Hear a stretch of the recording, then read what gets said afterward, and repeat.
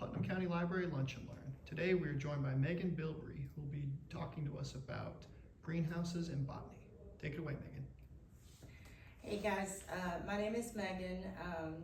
Most people know me either from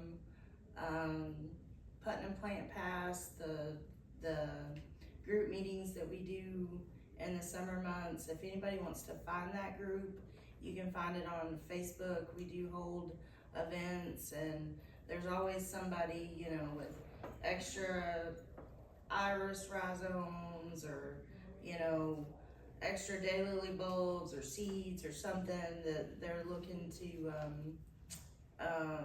find a new home for. It's a really good place to share the love and knowledge and extras that you might have with gardening. So if you don't know me, like I said, my name is Megan, and Spence asked me to come today to talk to you about owning a hobbyist greenhouse. So a few years ago, my spouse decided he was gonna build me a hobbyist greenhouse. So I have an 8x10. It's a permanent structure. It's cemented in wooden posts with polycarbonate panels. So the sides are clear polycarbonate, and the roof is, it's called smoke. It's a little tinted. If anyone ever decides to do their own, I'm gonna tell you not to bother, because that does not protect your plants from burning. I learned that lesson the hard way. I do have a couple shade cloths up over top and on the sides, just because of what I grow. I grow mostly aeroids, so philodendrons, syngoniums, alocasia, colocasia, hoyas, things like that. If you were to grow vegetables or something, your lighting needs would be different, obviously, than you know, tropical houseplants is primarily what I grow. I have grown vegetables in there before because I like to grow new things. And so before I get ahead of myself, if you have a question at any time, just stop me right then, because I'm very ADHD, and if I don't ask it when it's on my brain, poof, it's gone. So just stop me right then and we can talk about anything you guys want to talk about. But when we went to do the greenhouse, there were a couple things that we knew that we needed right out the gate. One is I needed a bright, sunny location, because I didn't want to supplement my greenhouse with grow lights. I didn't want to pull that kind of energy, since I was already going to be worrying about electricity for heat in the winter and you know, airflow in the summer months, so it doesn't get so warm in there.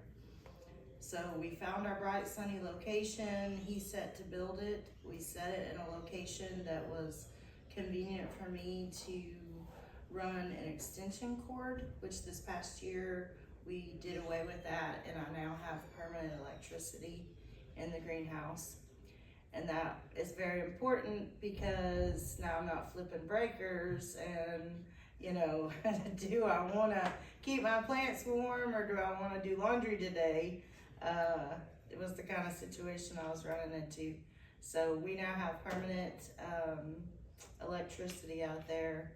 We had no, that was our Christmas present from my mother-in-law, was she hired an electrician to come out and do that. I have the world's best mother-in-law. But and something else we had to think about was convenience to water, because there's nothing worse than carrying jugs of water. So, you know, is your hose gonna reach? Do you have, you know, something nearby like rain barrels that you can use, that kind of thing.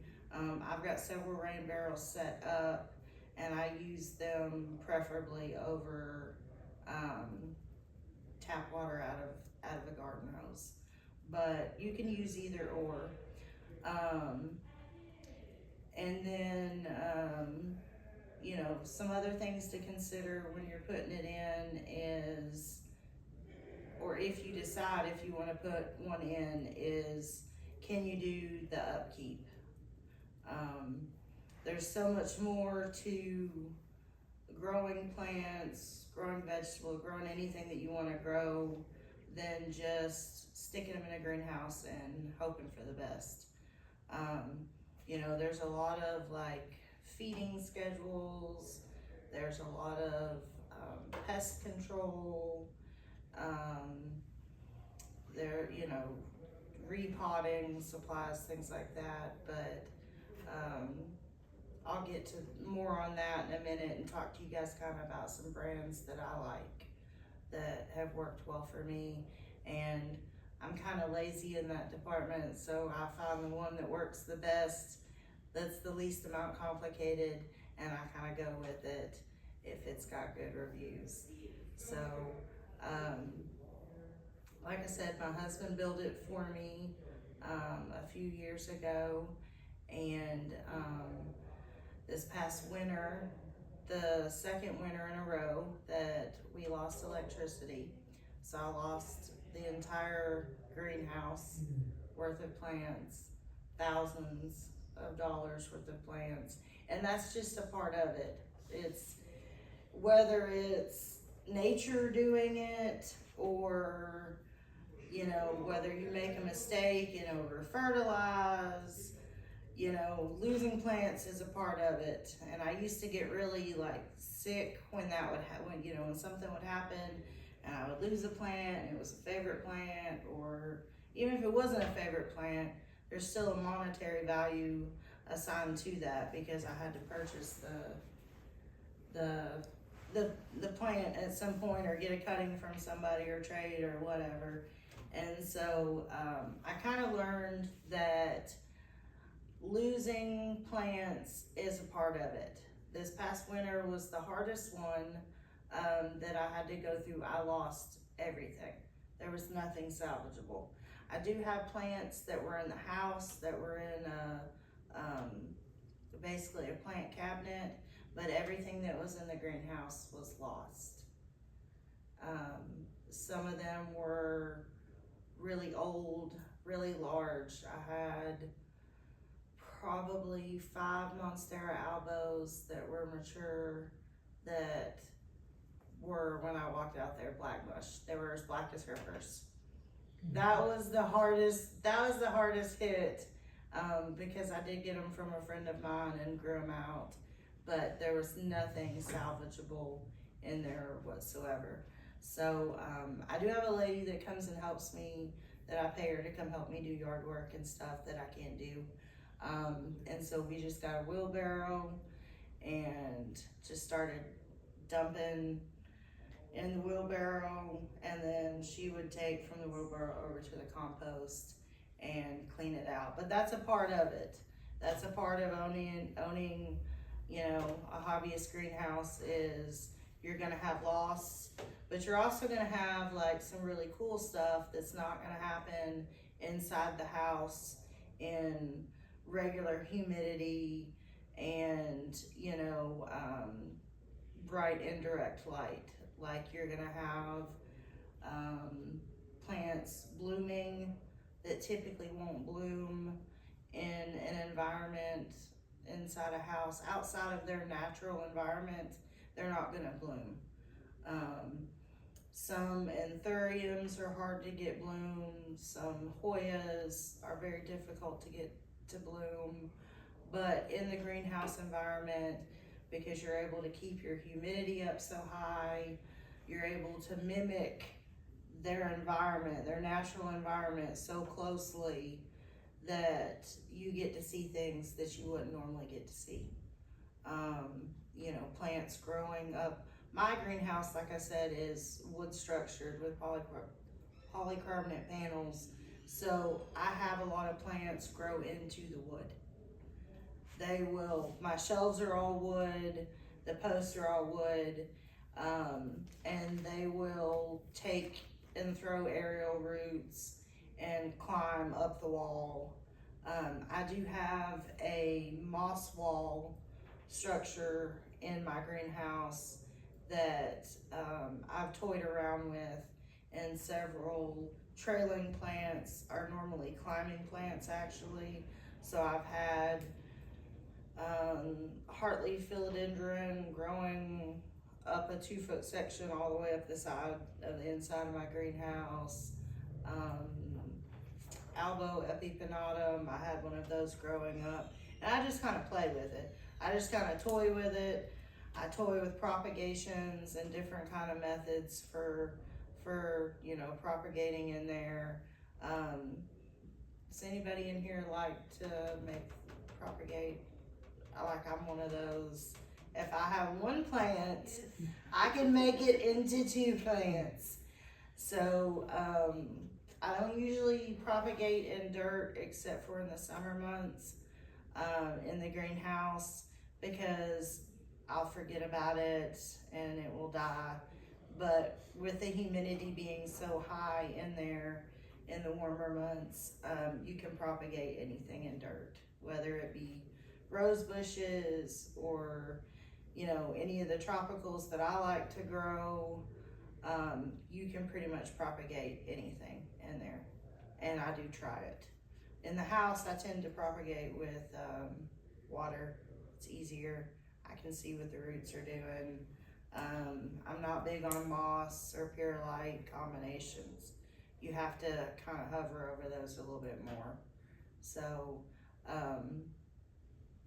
but I do enjoy it. I do enjoy the hobby, the having something to do. I also have a large outdoor garden, and a lot of times we'll get seeds started in the greenhouse so I can get my plants put out quicker in my outdoor garden.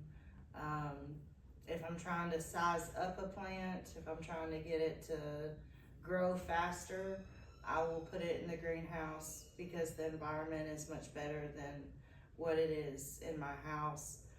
Does anybody ever use, you can get the meters that tell you what your house humidity is. It'll tell you your temp and your humidity in your house. Has anybody ever used one of those? Okay, your house humidity is in the tank. It's, in the winter months, it's probably like 20%, where they recommend, for a lot of the things that I grow, tropicals, they recommend 80% humidity. And so I can produce that in the greenhouse. I can't produce that inside my house, outside of a plant cabinet. But they're really inexpensive.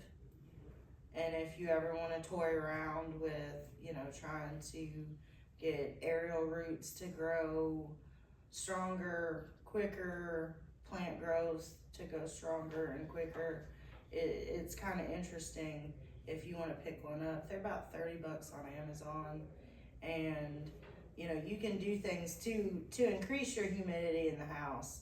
It's just, like I said before, I'm kind of the easiest way I'm going to do it. If I can shove it in the greenhouse and accomplish the same thing, then I'm going to stick it out there for a little while and let it size up, and before I bring it back in the house to put it wherever I want. I do use systemic pest control in the greenhouse, and I do that because, well, for a few reasons. One, I only have to do it about every 2 months. 2, it is in the plant at that point, so any kind of bad bugs that bite into that plant will, no longer be able to bite my plants, but they're done for. And then it doesn't harm the host of other things, the baby birds and the lizards and stuff that I allow to live in there in my greenhouse during the summer months. It doesn't affect them like it would if I were in there spraying pesticides. So you can usually get it in like a granule, fairly inexpensive. Couple fertilizers that I use to promote growth would be Super Thrive 1 You can't overdo it with Super Thrive. And I think it's got a really low NPK rating. It's like 111 or something. So you can't overdo it. You can use it every single time you fertilize. And basically what it is, it's fish fertilizer. It's like fish water fertilizer. What was the name? Super Thrive. Drive, D-R-I-V. Yes, Super Thrive. And you can water that every single time that you water your plants, and that it doesn't matter what you're watering, whether you're watering tropicals, whether you're watering, you know, vegetables, it doesn't matter. You can use it. It's not gonna harm you. It's non-toxic. You can absolutely eat food, you know, that you produce off of plants that you grew with it. Another fertilizer that I like is Osmocote, which is a granule fertilizer also. It's extended release. It is the closest thing that you can get to commercial grade fertilizer. And it has a lot of benefits, like if you use it properly, it will not burn, which is, you know, a big thing when you're fertilizing is, am I gonna burn my plants with this product? I also use it outside in my garden. I'm not very precise about my measurements, so I know that you can be off a little bit and it still won't burn your stuff, because I get it in 8-pound bags, and then I just put a glove on and I just basically throw it all over my garden.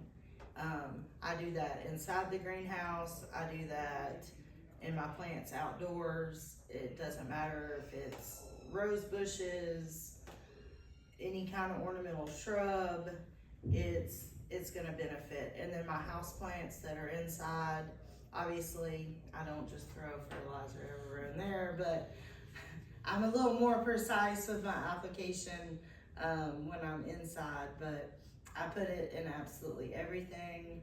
And then another fertilizer Would you say that name again? Osmocote, and you can get it at Lowe's, you can get it on Amazon. I recommend buying it in the off season on Amazon because you can get it for about half the price. So I usually get 8-pound bags for what you get a 1-pound shaker container of it in the off season. That's like one of my Christmas presents for myself, is like buying stock up on fertilizer. Another good fertilizer that I like to use in the greenhouse is Foliage Pro, and it just makes it your leaves will come faster, your stems will be stronger, your roots will be stronger. And I don't remember what the NPK rating on that one is. It's not as balanced. I think it's like 15.9.6 or something, 15.9.12, something along those lines. You don't have to be as specific with, you know, your nitrogen, phosphorus, and potassium when you're growing tropicals as you do, you know, like rose bushes. You know what I mean? I think they're high nitrogen. Is that correct? Does anybody know? I'm pretty sure rose bushes are high nitrogen and rhododendrons are something else. I think they're like opposites, but anyways, so those are a couple products that I enjoy using. Yes. The last name again was the last fertilizer name? Oh, potassium. Or no, Foliage Pro. Foliage Pro. I'm sorry, I Foliage thought you were asking about the NPK rating. No. Yeah. No. Foliage Pro. And those are all fairly inexpensive too. They're inexpensive in their work. I will tell you though, if you start fertilizing plants that have never been fertilized before, the Foliage Pro, when you read the directions on the back, cut it in half for the first application to prevent from getting fertilizer burn. If it's something that you fertilized on a regular basis and you just wanna try a different fertilizer, then you can use the application that it recommends. But if it's something that you have and you've had this plant for 2 years and you've never fertilized it before, don't put the full strength fertilizer of Foliage Pro on there. Super Thrive is fine, Osmocote is fine, they will not burn, but you can get some burn from Foliage Pro if you throw too much at it too quick.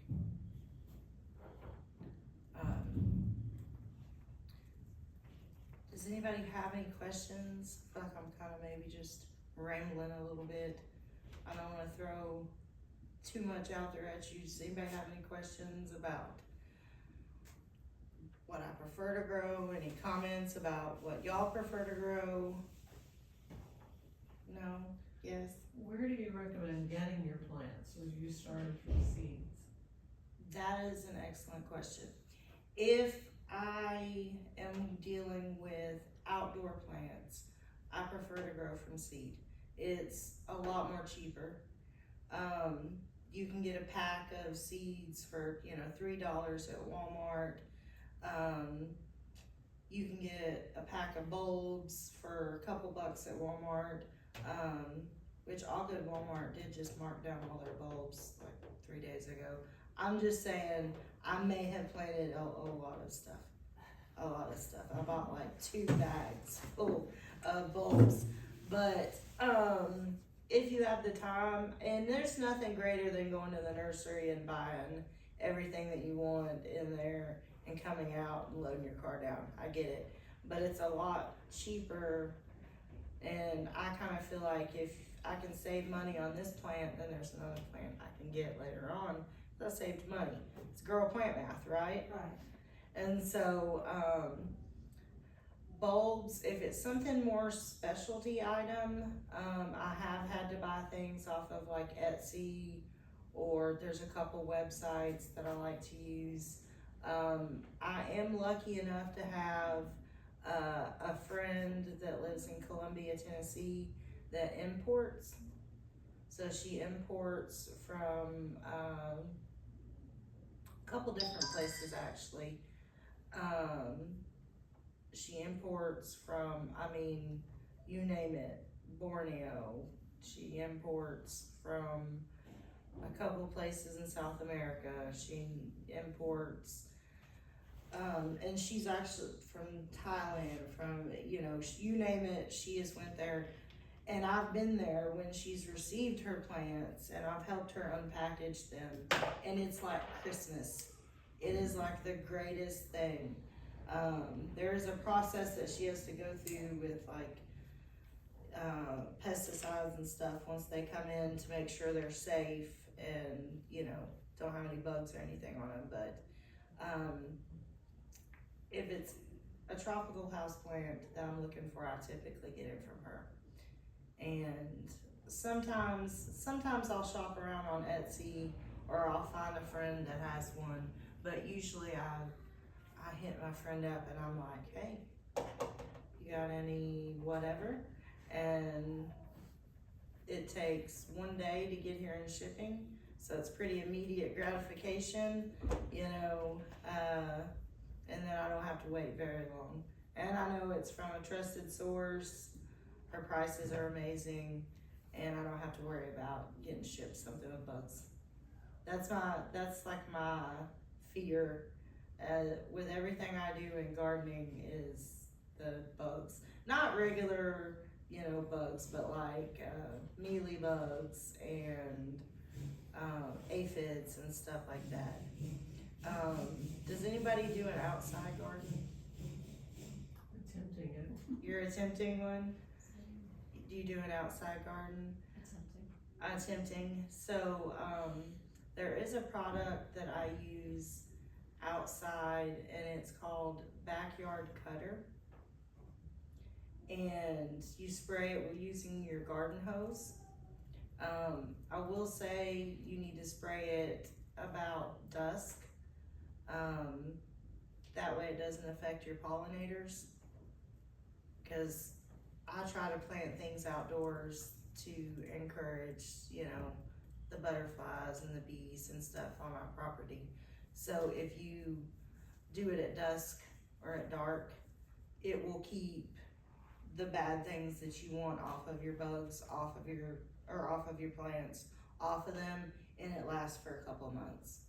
And it's relatively inexpensive. It's like less than $15 for a bottle of it that you just hook up to your hose and spray like that.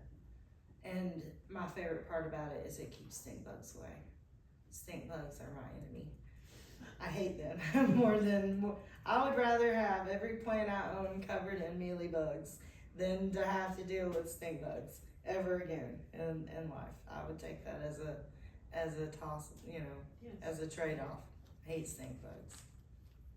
Why are So- they so bad? Huh? Why are they so bad? Because they bite. They say that they don't bite. If you look it up online, it'll say that they don't bite, but they do bite. And they will dive bomb you from your ceiling. You know, if you get one on your ceiling, it will dive bomb you from your ceiling and it will bite you.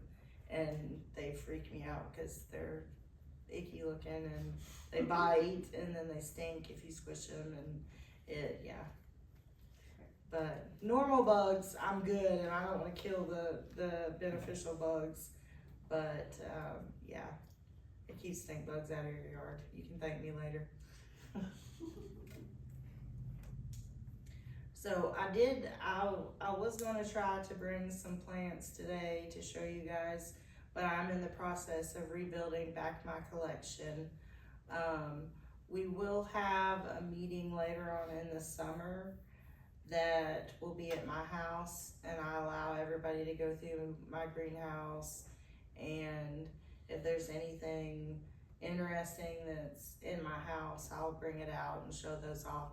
I have a little dog that has seizures, so I try to not have traffic in my house, but I'll bring them out and show them and stuff, and that will probably be in like August, and that'll be advertised in that group that I was telling you about, and everybody's welcome, and it's the same thing like the other plant meetings, is we just get together and share what we have extras of, and you know, it can be seeds, it can be cuttings, it can be plants, it can be gardening stuff outdoors, anything related to indoor or outdoor gardening.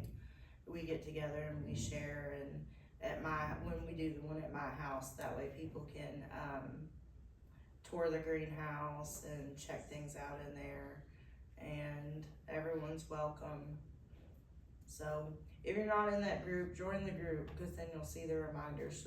I try to throw reminders up on a regular basis. I also do reminders for the plant bingo too. That way if anybody forgets when the plant bingo is, I always put reminders up for that. So currently, a couple of my favorites right now that I'm really focused on are always going to be philodendrons. I love philodendrons. They get so large, and there's close to 500 different types of philodendrons. So philodendrons and syngoniums are my jam right now. Or, you know, syngoniums also go by arrowhead plant, you know. Yeah. And yeah, so that's currently what I'm working on, getting my collection built back up. I had a lot of very large ones, and so I'm gonna have to grow them large again, but that's okay, because that's just a part of owning a greenhouse, and a part of being a gardener is accepting your wins and your losses both, because it's gonna happen. I used to cry. I used to get really upset with myself if I killed something and, you know, lost power, lost some plants in the greenhouse. Now I just put them in my compost pile, and I just, you know what, it's gonna fertilize something later. It's okay. It's absolutely okay. But hopefully by August my collection will be back up. I have been probably more so buying plants than I normally would lately to replace them. I think I've come home with like think twice I've came home with a couple boxes of Hoyas. And I mean boxes, I mean like 15 Hoyas in the box. Because I've got buddies, you know, that sell plants too, so that's the way to do it. Huh? So then your plants need buddies. And then my plants need buddies, yes. I reach out to my buddies that sell plants and they hook me up. It's actually where I'm probably going when I leave here today is to a friend's in Baxter to buy more plants to work on getting the numbers back up like they were. I mean, I had like probably 300 and something plants in the greenhouse and lost all of them. So quite a bit of replacement that needs to be done, which is fun, you know, getting to go to a girlfriend's house or something that sells plants and picking out what you want, and whether it be a cutting or a plant or whatever, and then starting the process over. So, yes ma'am. Do your friends advertise? Now you know who your friends are. No, it is normally like a word of mouth kind of thing. Like I know the people that, you know, have what for sale, and like my friend that I told you that's in Colombia, I know what she imports. She imports mostly syngoniums and syndapsis, which are like the syndapsis are the ones that have like they look like pothos, but they have silvery kind of splotches on them, you know what I'm talking about. She imports ones that are variegated and every kind you can think of. That's her biggest seller. But if you're ever looking for something and you can't find it, or you want to find the best price on it, you're absolutely welcome to shoot me a message and maybe I can help you find it. You're welcome to have my phone number, or you can message me on Facebook, through Facebook. I'm not gonna advertise my phone number until after the recording stops, because that could be problematic, but I'll absolutely let you have my phone number when we leave. And that way, if you're looking for something, because I'm always looking for something, you know, whether it be something I've never grown before, something I saw on Instagram, you know, whatever. I'm always looking for something that may be a little bit challenging to grow, has unique blooms on it. You know, for instance, Hoyas. I don't know how much experience you guys have with Hoyas. Every Hoya blooms differently, and they smell differently. Some of them smell like Hershey Kisses. Some of them smell like fabric softener. Some of them smell like not that great of things.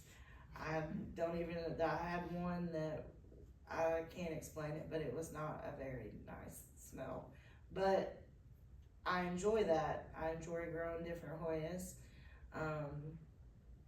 Because kind of like pothos, they grow in their natural habitat as not a parasite, but they grow on another living organism in their natural atmosphere. And so they too will climb up walls and send out runners and try to attach to something to grow over onto that. And it's just cool. I find it interesting. And I like seeing what the blooms look like when they come out and smelling different blooms. And it's kind of like irises. Irises smell different depending on the bloom. Yeah, it's like that, but I get to do it all year round instead of waiting for the spring. So, does anybody have any questions? I know it's a lot of stuff that I've kind of just spit out at you. What's kind of the average cost should you budget to build a greenhouse, or would you recommend a kit for somebody who's just starting out? Now, my husband did not go through a kit. I thought he was gonna go through a kit, and he actually works for Lowe's. He's an assistant store manager there.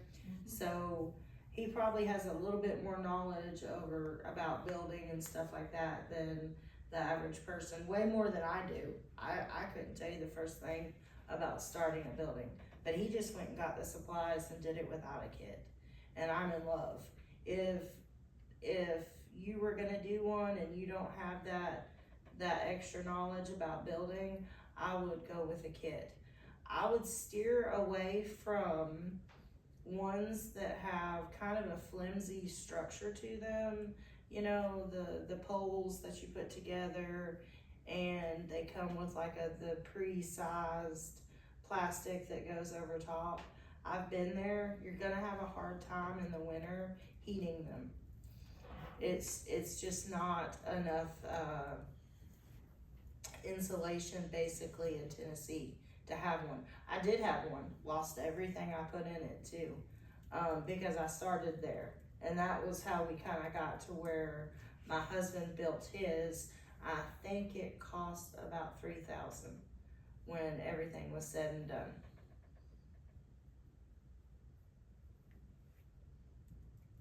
I'm not really sure how much kits go for right now. I haven't looked because, you know, I don't need one off the top of my head, but I think that's a little bit on the low side as far as if you were looking at a kit. But I think the kits are customizable too. I think you can, you know, get them just about any shape, way, fashion that you would want it, you know, size wise, how many shelves, how many, you know, like I said, mine, the inside of my greenhouse, when you walk in, there are dowels hanging about head level, and there are wooden shelves that go all the way down. And so I hang like hanging pots of, you know, Hoyas or carnivorous plants and stuff like that from the dowels that he had hanging. And it also depends on the light requirements of what I have in there, where it goes. Because I do have a few spots that I put up extra shade cloths for a little bit lower light environment. Because lighting is not one size fits all with plants, you know. Some things do better. A lot of Syngonians do better in medium light, instead of, you know, bright indirect light, which is what you think of when you think of most all plants is bright indirect plant, you know, bright indirect light. But I've kind of tweaked things in there to work the way that I know it needs to work. Well, at least until I killed everything when we lost power. That's okay. We're on our way to replacements and getting everything back that, you know, the ones that were important to me, I'm specifically replacing. There's certain ones that were favorites. And then other than that, I'm just looking for other things that interest me. So, and I enjoy being able to share, you know, with my friends when I'm able to grow them bigger and larger. I'm able to take cuttings and share with, you know, my girlfriends and stuff. And then that's one less plant they don't have to buy. And they do the same for me. You know. Anybody else have any questions? I talk fast, so I'm trying to make sure I'm covering things that might be of interest. Do you recommend starting your vegetable garden with seeds in your greenhouse, or just planting Yes. straight out? Yes, absolutely. Because your plants, if I can start it from seed, I prefer to start from seed. Because I don't know, a lot of growers use pesticides and things on their plants that I wouldn't necessarily use. And so I prefer to get the tray, you know, I've got trays in my shed that I'll pull out. I prefer to start them from seed. The only thing that I grow every year consistently that I don't start from seed in the greenhouse are zinnias. And I grow a lot of zinnias, and I do that because my dogs like to eat them. And I like them too, but my dogs really enjoy eating them. And so if my dog would prefer to eat a zinnia over a processed dog treat, I'm gonna let them, all of them, because they all do it. I have 5 dogs, 5 little dogs, and they all eat zinnias. And so I put out about 2 pounds worth of zinnia seeds. And so a lot of them, when they only get, 2 inches tall, that's it. They eat them. I never see the bloom. I never see them grow. So I don't get nearly as many blooms for seeds that I have germinate. But, and I just sow those directly in the soil and tap them in. But anything else, if I get like some type of heirloom tomato seed that I've never grown before, I'll start it in the greenhouse. It's not my house, it's out of my way. It's got better lighting out there. It's got higher humidity. It's got everything it needs out there that I don't have to worry about giving it in the house. And then I know what's on it, because I want to know what I'm eating. I want to know, what has been put on the plant that I'm about to put in the ground and harvest all summer. So yeah, I'd absolutely recommend starting the seeds early, depending on what the how long it takes for them to germinate. Some things are longer than others. Just look at the back of the packaging, see how long you need. Start it indoors, and then you don't have to worry about it. Zinnias I kind of treat like Osmocote, and I just go out there, throw, just tap them in, throw, water them, there you go, you're done. But can anybody think of anything else? Anybody want to share your favorite plant? Like, what is your favorite plant? Right now I have a brain cactus. A brain cactus? And it's having looks like two babies.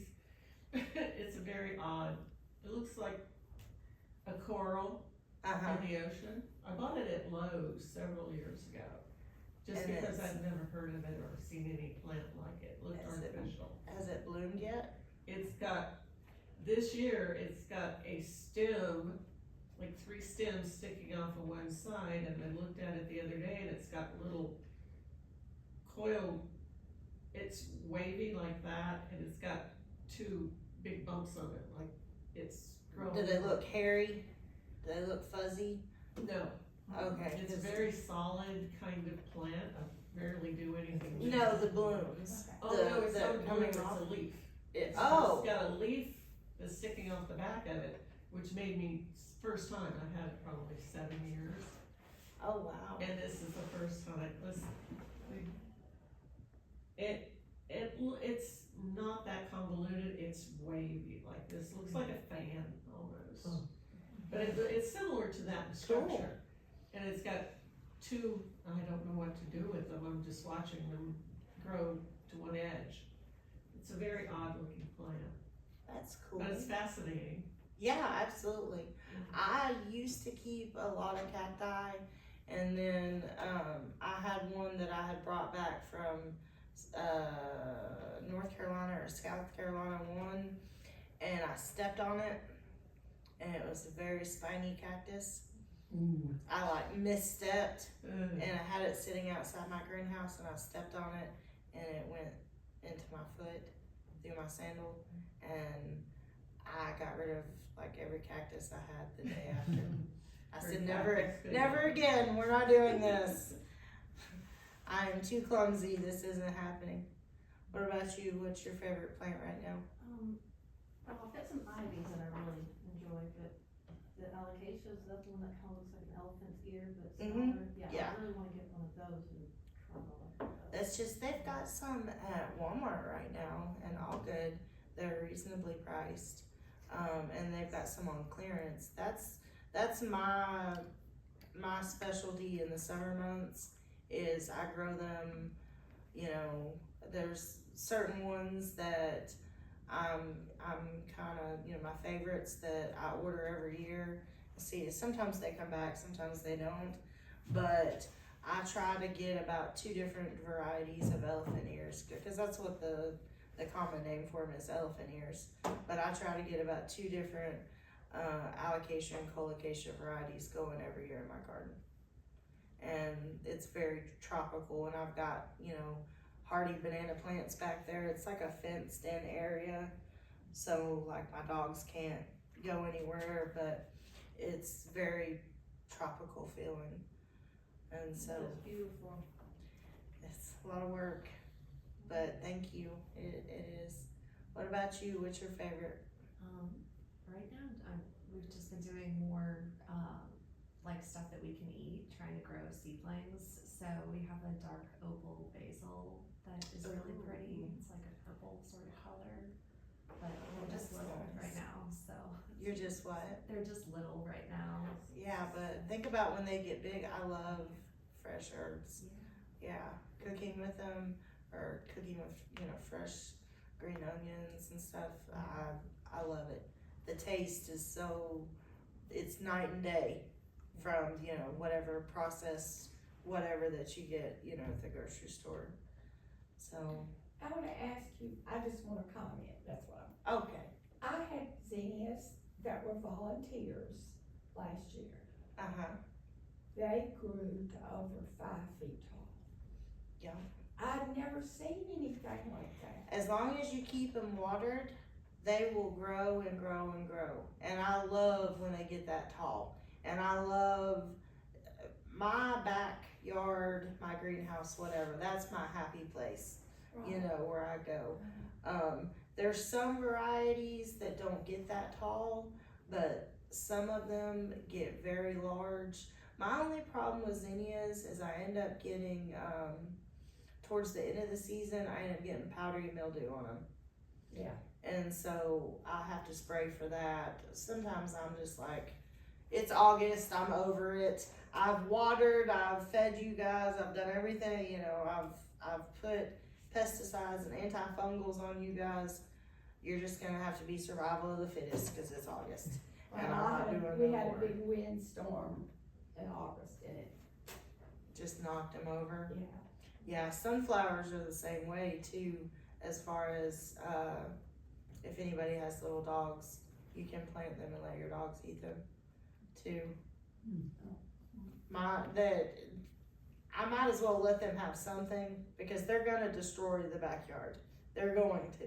So I might as well let them have something as a sacrifice. So they'll leave my daylilies alone because they definitely wanna go run all over, play on those. Have you ever done any raised beds? No, well, I've helped my mom do her raised beds. She put in some raised beds and did, like strawberries and some herbs in her raised beds. And she did that so, she doesn't have to do a lot of bending and stuff. Now I wish my beds were all raised so I didn't have to bend, but I'm very blessed to have a lady that come and helps me, pull weeds and stuff that I can't do. And Well, I was gifted with a raised bed and I really have not had any success with it. what are you trying to grow in it? Well, just couple of squash, a couple of zucchini and some tomatoes. Do you think maybe you're not having luck with the squash and the zucchini because are they trying to vine out of it? They're not trying to do much of anything. They're not They're doing a plant anything? there, they're not, They're not growing? I'll have some blooms, but they don't ever produce any fruit. Fertilize them. That's what I would do, would be fertilize them. If their growth is kind of stunted like that, I would almost bet that it's because they're lacking some kind of nutrient. I had my brother-in-law had grown some, can't think of the name of them, but they're a purple tomato, a purple and yellow tomato. And he had that issue with them, and he had them in his house with undergrow lights doing everything right and couldn't get them to grow. They got about 6 inches and just stopped. And so he told me that he was gonna throw them out, and I was like, nope, don't throw them out, let me see them. And so, little fertilizer, and he got a wonderful harvest Well, off of them. I've messed with it for 3 years, I'm ready to dismantle it. No, One more time. One more year, one more One more year. time. And if you come into any kind of complications, you're welcome to call me or message me, and I'll see if I can't walk think you it through. needs to be, I wonder if that's the issue. What do you mean? depth. How much soil put in, Uh-huh. in your raised bed? Well, now, on a raised bed, I wouldn't add just soil. I would have cardboard boxes, leaves, sticks, other things, because you're gonna spend $40 in soil filling More that than up. that. Yeah. I would have things that will compost down in the bottom, and then would put probably a layer of, potting mix, and then a layer of maybe like a mushroom compost, and then another layer of potting mix, and that's what I would grow in. But you don't have to fill the whole thing with soil. And then whatever, whenever you plant your vegetable plants, just plant them even, with the soil, and you should be fine. But yeah, definitely fertilize. And if they still ain't doing anything, give me a call and I'll see if I can't help you figure it out. Is there a particular brand of potting soil that you recommend? There's a particular brand that I recommend not to use. You what? Not to There's a use. particular, Yeah, okay, I'm not to use, it's just. very anti-Miracle-Gro Uh-huh, because I bought way too many bags of Miracle-Gro and it came with bugs. Yeah. It came with, fungus gnats, and I have a problem with, That's the one I can't stand. yeah, Fungus gnats. fungus gnats, are you serious? There's gnats everywhere. And a lot of people will say, oh, we'll just put up sticky straps. Well, now I'm looking at a sticky trap And that with goes- gnats stuck all over it. That's attractive. So yeah, I recommend not doing that. I really use, there's a brand at, Lowe's. What is it called? Green something. And I can see the packaging in my head, and I usually have my husband bring it home. But that, and then Johnson's has a good soil amendment that you can add to your soil if your soil's, like me, I had clay everywhere. So I had to bring in topsoil, compost, soil amendments, everything. So I would definitely check them out. Every bag of soil that I've gotten from Johnson's has been really, yeah. I really had good success with it. I just stay away from Miracle-Gro because they sell you dirt and bugs. And a lot of times the nutrients in the soil I find are too heavy and it burns plants. So that was my Is it evergreen? evergreen. Yes. It's really cheap. They've got compost, they've got topsoil, they've got potting mix, Yeah, they've got, the topsoil at Lowe's is 1 cubic foot for $2.68. yeah, it's really good price. Yeah. And then Evergreen and Stay Green. That's the other brand. Stay Green is the other brand.